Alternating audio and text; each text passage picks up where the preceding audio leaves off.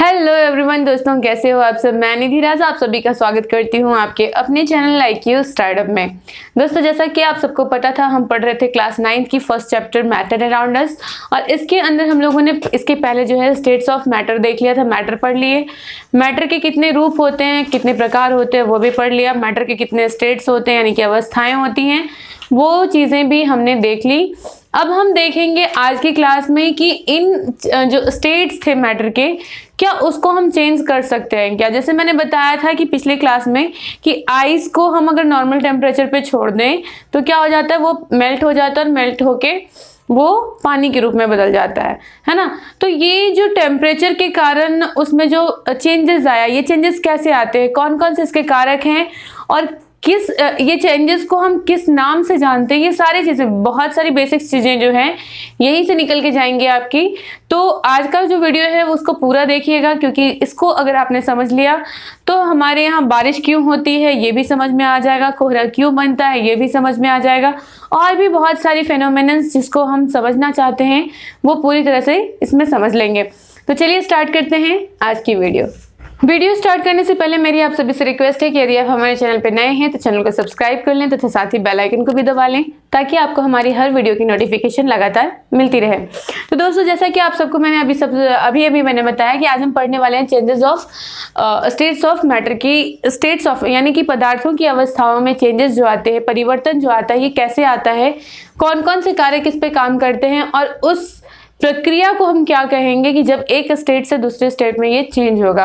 ठीक है, तो देखिए यहाँ पे मैंने जो बनाया है, यहाँ पे कुछ बना रखा है। क्या है ये भाई, तो इसके मैं मान लेती हूँ कि ये आइस क्यूब है। क्या है ये, आइस क्यूब, यानी कि आइस का एक छोटा सा टुकड़ा।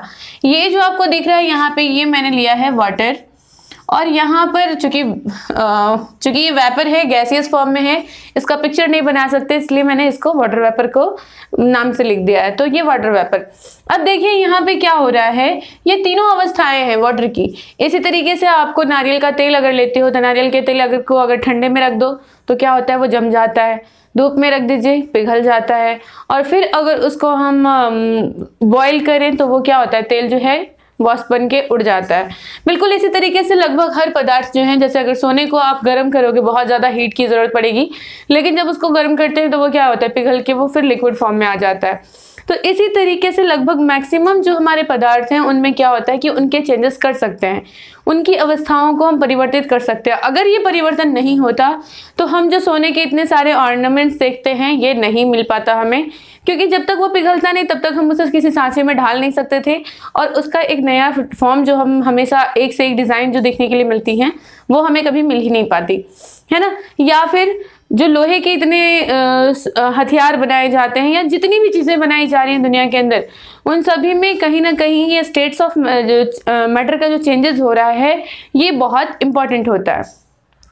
अब देखिए यहाँ पे जब ये आइस क्यूब जो था पिघल रहा है, पिघलना यानी कि मेल्टिंग, यहाँ पे कौन सी प्रोसेस हो रही है, मेल्टिंग, मेल्टिंग हो रहा है, मेल्ट कर रहा है। ये मेल्टिंग नहीं लिखेंगे, मेल्ट लिखेंगे, ठीक है। तो जब ये आइस क्यूब था वो मेल्ट हुआ, तो मेल्ट होके वो क्या बन गया, वाटर। और इसी वाटर को अगर हम फ्रीज कर दें, है ना,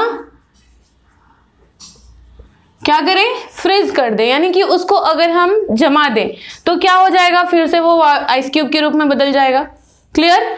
दो तरह की प्रोसेस हुई, एक में हो रहा है पिघलना, मेल्ट का मतलब होता है पिघलना, क्या होगा, पिघलना, है ना, और फ्रीज का मतलब जमना, ठीक है। तो आइस क्यूब को अगर मेल्ट कर दिया जाए तो हमें वाटर प्राप्त होगा, और वाटर को अगर फ्रीज कर दिया जाए तो हमें आइस क्यूब प्राप्त होगा। अब यहाँ पे आगे देखते हैं तो इसमें क्या हो रहा है, अगर हम इसको हीट कर दें, है ना, हीट करना यानी कि बॉईल करना, तो यहाँ पे जो प्रोसेस होगी वो कौन सी प्रोसेस होगी, बॉइलिंग प्रोसेस होगी, जिसको उबलना बोलते हैं, ठीक है। ये बॉइलिंग होने के बाद जैसे ही बॉइल होना शुरू होता है तो ये वाटर जो है वाटर वेपर बन के उड़ना शुरू हो जाता है। घर में आपने खाना बनते हुए देखा होगा, सब्जी बनते हुए देखा होगा, चावल बनते हुए देखा होगा।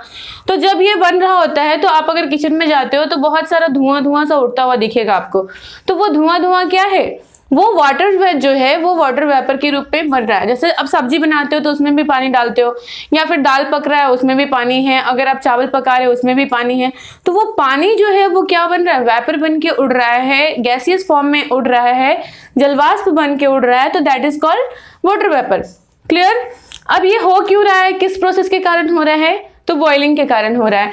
लेकिन अगर इसी वाटर वेपर को कंडेंस कर दिया जाए, आप देखते हो चावल पकाते समय आप ऊपर जो ढक्कन होता है, तसले के ऊपर जो ढक्कन होता है, उस ढक्कन को अगर ऐसे उठाइए तो क्या होता है, उसमें से बूंद बूंद बूंद बूंद पानी टपकना शुरू हो जाता है।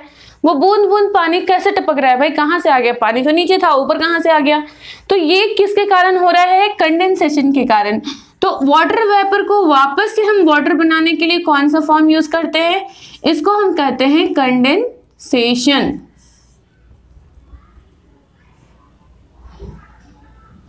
ठीक है, इसको हिंदी में हम कहते हैं संघनन, संघनन की क्रिया। क्लियर, इतना फॉर्म तो आपको समझ में आ गया होगा। अगर बर्फ जो है पिघल के पानी बन रहा है, यानी कि लिक्विड फॉर्म में आ रहा है, that is called melting. Clear. अगर वही वाटर जो है, अगर वो ट्रांसफॉर्म होके कन्वर्स होके और आइस क्यूब में चेंज हो रहा है, दैट इज कॉल्ड फ्रीजिंग। ठीक है। अब ये पानी का लेते हैं, तो पानी को अगर हम बॉईल करें तो बॉइलिंग जो हो रहा होगा, तो उस बॉइलिंग के बाद क्या बनेगा, वाटर वेपर बनेगा। और उसी वाटर वेपर को अगर कंडेंस कर दिया जाए, संघनित कर दिया जाए, तब क्या हो जाता है, वो वाटर के रूप में प्राप्त हो जाता है। इन्हीं चीजों को यहाँ पे पढ़ना है आपका कि बॉइलिंग पॉइंट क्या होता है, मेल्टिंग पॉइंट क्या होता है, सब्लिमेशन। अब देखिए एक और प्रक्रिया है सब्लिमेशन। अब सब्लिमेशन क्या है वो समझाती हूं मैं, कि यहां से सब्लिमेशन का मतलब होता है उधर्वपातन। उधर्वपातन हिंदी में उसको उधर्वपातन। ठीक है। अब इसमें क्या होता है कि इसमें direct solid to gaseous form में, डायरेक्ट, बिल्कुल इसमें कोई भी फॉर्मेशन इधर उधर नहीं होता। जैसे इसमें क्या हो रहा है कि आइस सीधा उड़ के वाष्प बन जाए, लेकिन इसमें डायरेक्टली नहीं होता। ये सब्लिमेशन किसके अंदर होता है, आपने देखा होगा कपूर को, है ना, कपूर जलाते हैं आप लोग आरती करते समय। वो क्या होता है कि जैसे ही आप उसको जलाते हो तो क्या वो मेल्ट करता है, नहीं, बहुत ज्यादा हीट जब एक साथ आता है तब वहां पे वो मेल्ट करना स्टार्ट करता है। लेकिन डायरेक्टली अगर उसको देखेंगे तो आप जैसे ही कपूर जलाते हो वो सीधा वेपर में काला काला धुआं बन के उड़ जाता है। तो वो काला धुआं क्या है, वो आपके जो कपूर जो है, कपूर का क्या है, वो वेपर फॉर्म है ना। तो इस तरीके से कुछ चीजें ऐसी हैं, जैसे नौसादर है, नौसादर भी क्या होता है कि वो क्या करता है कि डायरेक्टली वो उधर्वपात हो जाता है। उधर्वपात करने का मतलब सब्लिमेशन हो जाता है उसका, वो डायरेक्टली ठोस से गैसियस फॉर्म में चेंज हो जाता है। अगर कोई भी पदार्थ, कोई भी मैटर सॉलिड फॉर्म से डायरेक्टली गैसियस फॉर्म में चेंज हो रहा है, that is called sublimation process. किस प्रोसेस के द्वारा होगा ये, सब्लिमेशन प्रोसेस के द्वारा। ये प्रोसेस तो आई थिंक आपको अच्छे से समझ में आ गया होगा। तो अब इसी में है कि ये जो आइस क्यूब था, अब आइस क्यूब को हम डायरेक्टली तो नहीं कह सकते क्योंकि यहाँ पे चेंजेस होती है, लेकिन अगर हम इसको सॉलिड, इसको लिक्विड और इसको गैस मान के चले, है ना, क्या है, ये तीनों इसी तरीके से तो हैं। बर्फ का टुकड़ा सॉलिड है, वाटर लिक्विड है और वाटर वेपर गैसियस फॉर्म में है। तो अगर ये सॉलिड जो है डायरेक्टली गैसियस फॉर्म में चेंज हो रहा है, वो लिक्विड में बदल ही नहीं रहा है, तब हम उसको क्या कहेंगे, सब्लिमेशन कहेंगे। ठीक है। देखिए बॉइलिंग के अंदर क्या हो रहा है कि यहां हम सीधा बोलेंगे कि लिक्विड से किस में बदल रहा है, गैसियस फॉर्म में, है ना। लिक्विड टू अगर गैस में बदल रहा है तो किस प्रोसेस के द्वारा हो रहा है, बॉइलिंग के द्वारा। मेल्टिंग जो है, मेल्टिंग के अंदर क्या होगा, यहाँ पे मेल्ट कहाँ हो रहा है भाई, तो सॉलिड से लिक्विड में जब बदल रहा है, यानी कि सॉलिड टू लिक्विड में अगर कोई भी पदार्थ चेंज करेगा दैट इज कॉल्ड मेल्टिंग। ठीक है, सब्लिमेशन मैंने बताया सॉलिड टू गैस में अगर बदल रहा है। वेपोराइजेशन क्या है? वेपोराइजेशन भी इसके अंदर बॉइलिंग के अंदर ही वेपोराइजेशन की प्रोसेस है, इसको मैं बताती हूँ अभी थोड़ी देर में। फ्रीजिंग पॉइंट क्या है? फ्रीजिंग के अंदर क्या हो रहा है कि लिक्विड टू गैस में बदल रहा है ना। फ्रीजिंग में क्या होगा? Liquid to gas. और कंडेंसेशन क्या है? Gas to liquid. क्लियर? इतना समझ में आया कि बॉइलिंग के अंदर क्या होगा? पॉइंट के बारे में अभी बात नहीं कर रहे हैं हम केवल बॉइलिंग पढ़ रहे हैं। बॉइलिंग के अंदर लिक्विड टू गैस, यानी कि अगर किसी वाटर को अगर हम बॉईल करना स्टार्ट कर दे तो वो गैसेस फॉर्म में चेंज हो जाएगा। ठीक है, मेल्टिंग का मतलब सॉलिड टू लिक्विड, यानी कि सॉलिड से वो लिक्विड फॉर्म में आ जाएगा। अगर सब्लिमेशन हो रहा है तो वहां पे क्या होगा? सॉलिड टू गैस बनेगा। और फ्रीजिंग पॉइंट हो रही है तो वो उसके अंदर फ्रीजिंग के अंदर क्या होगा कि लिक्विड टू गैसेस फॉर्म में जाएगा। कंडेंसेशन अगर हो रहा है तो गैसेस टू लिक्विड होगा। इतना क्लियर हो गया? अब देखिए यहाँ पे बॉइलिंग पॉइंट को एक बल्क फेनोमेनन कहा गया है। क्यों कहा गया है बल्क फेनोमेनन? क्योंकि अगर आप बॉइलिंग करते हो, जैसे आपने देखा होगा कि आप जब चावल बना रहे होते हैं तो जब वो खौल रहा होता है यानी कि उबल रहा होता है तो आप देखेंगे कि चावल जो नीचे वाले दाने हैं वो ऊपर आ रहे हैं, ऊपर वाले जो है नीचे जा रहे हैं, है ना। लगातार वो उबल रहे हैं। तो उबलने का मतलब ही होता है कि जो प्रोसेस हो रही है वो नीचे टू ऊपर, मतलब सरफेस एरिया से लेके जो उसका नीचे तलछट का एरिया है वहां तक वो पूरा का पूरा एक एक मॉलिक्यूल उसके अंदर भाग ले रहा है। तो ये चूंकि बॉइलिंग के अंदर ये पूरा फेनोमेनन एक साथ काम करता है, हर एक मॉलिक्यूल एक साथ काम करता है, इसीलिए इसको कहा जाता है बल्क फेनोमेनन। किसको? बॉइलिंग को फेनोमेनन। क्लियर? किसको? बॉइलिंग को। मैं बॉइलिंग की बात कर रही हूं अभी। ठीक है, अब बॉइलिंग पॉइंट क्या है भाई? वाटर का बॉइलिंग पॉइंट कितना होता है? तो ये 100 डिग्री से ऊपर, 100 डिग्री माना गया है। 100 डिग्री जो है ये क्या है कि किसी भी जो वाटर है, वाटर का जो बॉइलिंग पॉइंट है यानी कि उसमें से उसको खौलने का, जब भी खौल रहा है तो टेम्परेचर अगर आप नाप के देखेंगे तो कितना होगा? 100 डिग्री सेल्सियस। 100 डिग्री सेल्सियस पे क्या होता है कि कोई भी पानी जो है उबलना स्टार्ट कर देता है। फ्रीजिंग पॉइंट क्या होती है उसकी? 0 डिग्री सेल्सियस। अब देखिए पानी जो है 0 डिग्री सेल्सियस पे फ्रीज होना शुरू हो जाएगा। ऐसा नहीं कि फ्रीज हो जाएगा, होना शुरू होगा। पानी का फ्रीजिंग पॉइंट क्या है? 0 डिग्री सेल्सियस। जैसे जैसे 0 डिग्री सेल्सियस से कम होना शुरू होगा तो वो जो पानी है वो किस में बदलना शुरू हो जाएगा? बर्फ के रूप में सॉलिड फॉर्म में आना शुरू हो जाएगा। और जैसे ही उस पानी को अगर हम 100 डिग्री सेल्सियस पर डालते हैं तब क्या होगा कि वो इवेपोरेट होना शुरू हो जाएगा। वेपोराइजेशन की क्रिया उसके अंदर स्टार्ट हो जाएगी। वेपोराइजेशन क्या क्रिया है कि अगर इसमें से लिक्विड, बॉइलिंग एक फेनोमेनन है, बल्क फेनोमेनन है, लेकिन इसके अंदर अगर बात करें तो अगर ये जो है ये वेपोराइजेशन की क्रिया के कारण होता है। ठीक है,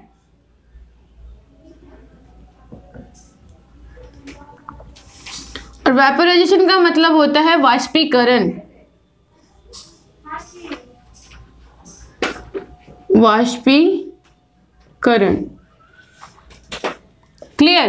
वेपोराइजेशन एक ऐसी क्रिया है जिसके अंदर वाटर जो है जलवाष्प में बदलेगा, लेकिन किसके द्वारा? कौन से फेनोमेनन के द्वारा?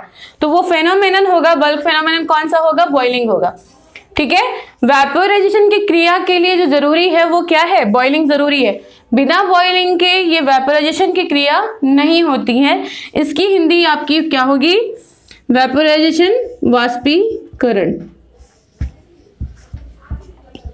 यानी अब वाष्पीकरण में क्या होगा भाई?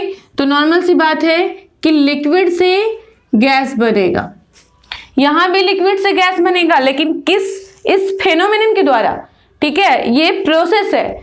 समझ में आया? और वेपोराइजेशन क्या है? ये क्रिया है। समझ में आ रही बात? तो इस तरीके से ये सारी चीजें होती हैं। कंडेंसेशन के बारे में बता दूं। कंडेंसेशन के अंदर जैसे बादल जो बन रहा है ना, क्या हो रहा है उसमें पूरा, अगर इस फेनोमेनन को समझे कि अगर बादल कैसे बनते हैं, तो उसमें क्या होता है कि जब सूर्य की किरणें यानी कि सनलाइट जब हमारे वाटर बॉडीज पे पड़ती है, तो वाटर बॉडीज का जो ऊपरी इलाका है उसमें क्या होगा, हीट बढ़ेगी। जब हीट बढ़ेगा तो उसके अंदर वेपोराइजेशन की क्रिया होगी। जब तक हीट नहीं बढ़ेगा तब तक वेपोराइजेशन की क्रिया नहीं होगी। तो वेपोराइजेशन की क्रिया हुई, वेपोराइजेशन की क्रिया हुआ तो क्या होगा कि वाटर जो वाटर बॉडीज के अंदर भरा हुआ था वो क्या होगा, वाटर वेपर के रूप में वो चेंज हो जाएगा। और वाटर वेपर चेंज होके क्या होता है, वाटर वेपर जो होता है वो हवा से हल्का होता है। और कोई भी हल्की चीज कहाँ जाती है, ऊपर। आपने देखा होगा जो हाइड्रोजन गैस के बैलून होते हैं वो कैसे ऊपर भागते हैं, है ना, क्यों, क्योंकि हाइड्रोजन गैस क्या है, हल्की गैस है, इसलिए वो ऊपर की ओर भाग रहा है। तो बिल्कुल वाटर वेपर भी हल्का होने के कारण क्या होता है, चूंकि गर्म भी है और हल्का भी है, तो वो क्या होता है कि ऊपर की ओर भागना स्टार्ट करता है। जैसे जैसे ये ऊपर जाता है धीरे धीरे ये ठंडा होना शुरू हो जाता है, और ठंडा होते होते होते होते एक ऐसी अवस्था आती है जहां पे ये कंडेंस होके वाटर मॉलिक्यूल के रूप में पूरा अलग अलग जगह पे एक जगह कंडेंस हो जाते हैं, बूंद बूंद बूंद बूंद करके पूरा एक बादल बनाते हैं। और जब ये बादल, प्रेसिपिटेशन एक अलग प्रक्रिया है, वो बादल जब हम पूरा जल चक्र पढ़ाएंगे, वाटर साइकिल पढ़ाएंगे, उसके अंदर बताएंगे, तो प्रेसिपिटेशन होती है और उसके बाद वो वाटर जो मॉलिक्यूल थे वो डायरेक्टली वर्षा के रूप में हमारी धरती पे आ जाते हैं। जब ये वाटर मॉलिक्यूल ऊपर नहीं जा पाता, जैसे ठंडे के दिनों में क्या होता है कि ठंडे के दिनों में आसपास ही पूरा का पूरा जो वाटर मॉलिक्यूल जो वेपोराइजेशन होके जो वाटर वेपर बना, तो उसको ठंडा होने के लिए ऊपर जाने की जरूरत नहीं होती है, वो आसपास देखते हैं जो कुहा मिलता है आपको, कोहरा मिलता है, ये कब मिलता है, सुबह के टाइम में, है ना। तो जितने भी वाटर मॉलिक्यूल जो वहां पर थे, ठंडा होने के लिए बहुत ज्यादा ऊपर जाने की जरूरत तो पड़ी नहीं, क्योंकि टेम्परेचर ऑलरेडी हमारे धरती के आसपास ही क्या होता है, बहुत कम होता है। तो वो जो वाटर मॉलिक्यूल थे वो क्या होते हैं, कुहासा बनाते हैं। आप देखते हो कुहासे में चलने टाइम क्या होता है, हमारे बाल में जो सूखे बाल होते हैं वहां पर पूरा यहाँ पे पतला छोटे छोटे छोटे छोटे बूंद जैसा बूंद बूंद बूंद बूंद पूरा ये भर जाएगा, जैसे लगेगा कि जैसे मोती बिखेर रखा है अपने अपने बालों के ऊपर। तो ये क्यों होता है, बिकॉज ऑफ वाटर वेपर्स। वो वाटर वेपर्स जो वाटर वेपर के रूप में थे, कोहरे के रूप में थे, वो आपके बालों पे इकट्ठा हो जाते हैं वाटर के रूप में। समझ में आया।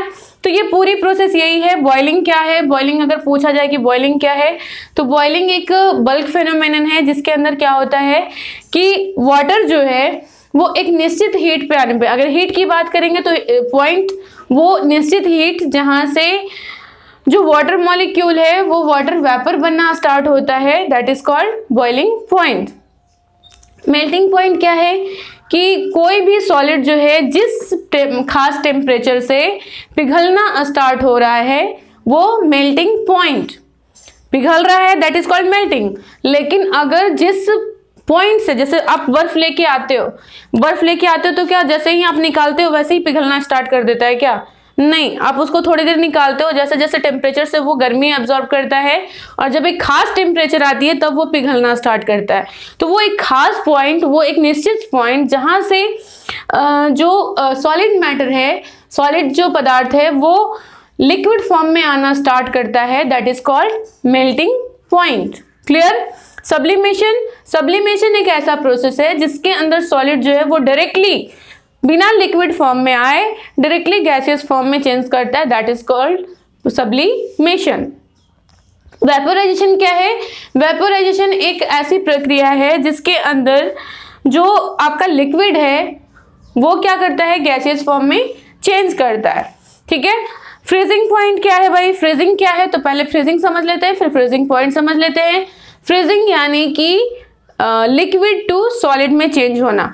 अब ये फ्रीजिंग जिस पॉइंट से होना स्टार्ट होता है, अलग अलग मैटर के अलग अलग अपने अपने फ्रीजिंग पॉइंट होते हैं, तो जिस पॉइंट से ये फ्रीज होना स्टार्ट होता है that is called freezing point. वो खास टेम्परेचर जहां से फ्रीज होना स्टार्ट हुआ that is called freezing point. Condensation क्या है? कंडेंसेशन एक प्रोसेस है, एक फेनोमेनन है जिसके अंदर क्या होता है कि ये वाटर वेपर जो है वो वापस लिक्विड फॉर्म में चेंज हो जाते हैं। तो आई थिंक ये आपको पूरी पॉइंट समझ में आ चुकी होंगी। अब यहाँ पे वाटर के बारे में जान ले कि वाटर का जो बॉइलिंग पॉइंट होता है वो 100 डिग्री सेल्सियस होता है। क्लियर? याद रखिएगा किसका है ये? वाटर का बॉइलिंग पॉइंट, मेल्टिंग पॉइंट की बात करें तो ये 0 डिग्री सेल्सियस ही है। क्यों? अब ये वाटर की बात कर रहे हैं हम, क्यों प्योर वाटर की बात कर रहे हैं, तो 0 डिग्री सेल्सियस क्यों होगा भाई मेल्टिंग पॉइंट? यहाँ तो आपने बताया कि 0 डिग्री सेल्सियस फ्रीजिंग पॉइंट है।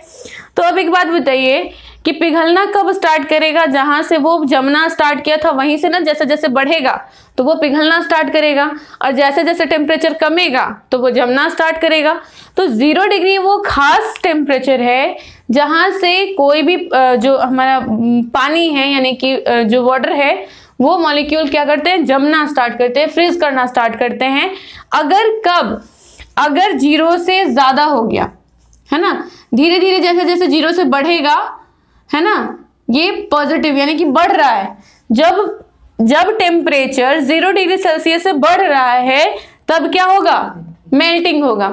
और जब टेम्परेचर 0 डिग्री सेल्सियस से घट रहा है तब क्या होगा? यहाँ पे फ्रीजिंग होगा। यानी कि अगर -1 degree Celsius, -2 degree Celsius, -3 degree Celsius जब आ रहा है यानी कि कम रहा है तब वहां पे फ्रीजिंग होगी। और अगर यहीं पे 0 डिग्री सेल्सियस के बाद 1, 2, 3, 4, 5 डिग्री सेल्सियस हो रही है, दैट इज कॉल्ड वहां पे मेल्टिंग होगी। क्लियर? आई थिंक ये सारी चीजें आपको समझ में आ चुकी होगी। तो आगे की क्लास में हम क्या करेंगे कि समझेंगे। अब क्या समझना है भाई? बहुत सारे बीच में बच्चे बहुत कंफ्यूज कर देते हैं। क्या कंफ्यूजन होती है कि भाई बॉइलिंग क्या है, फिर अगर वेपोराइजेशन की क्रिया के द्वारा अगर जो वाटर है वो मतलब वेपोराइज्ड होके अगर वो वाटर वेपर के रूप में बदल रहा है तो वेपोराइजेशन क्या है? अगर वेपोराइजेशन है तो फिर इवेपोरेशन क्या है? बहुत सारे बच्चे कंफ्यूज करते हैं कि what is difference between vaporisation and evaporation, और साथ में बॉइलिंग। उसके साथ फिर बच्चे कंफ्यूज करते हैं कि what is difference between gas और वाटर वेपर। अब देखिए, गैस और वेपर दोनों अलग अलग चीजें हैं, और साथ में वेपर और वेपराइजेशन और इवेपोरेशन भी काफी अलग चीजें हैं, दो अलग अलग चीजें हैं। इनको हम एक जैसा नहीं तोल सकते हैं, लगभग सेम प्रोसेस है, लेकिन उनमें कुछ ना कुछ एक खास चीज है जो कि दोनों को अलग करती है ना। तो इसी तरीके से हम इनको समझेंगे, लेकिन आज की क्लास में नहीं, क्योंकि लंबा हो रहा है क्लास। तो हम मिलेंगे नेक्स्ट वीडियो में। तो इनको अगर आपको समझना है कि इनके बीच में क्या अंतर है तो नेक्स्ट वीडियो में ज़रूर बने रहिएगा। तो अगर आपको हमारी वीडियो पसंद आ रही है तो वीडियो को लाइक करें तथा साथ ही हमारे चैनल को सब्सक्राइब करें। और अगर आप हमारे वीडियो पर नए हैं तो चैनल को सब्सक्राइब करना बिल्कुल भी मत भूलिएगा। और साथ ही अगर आपको कोई भी क्वेश्चन आपके मन में रह जाता है तो आप हमें कमेंट बॉक्स में पूछ सकते हैं। तो मिलते हैं नेक्स्ट वीडियो में, तब तक के लिए बाय बाय, टेक केयर, जय हिंद।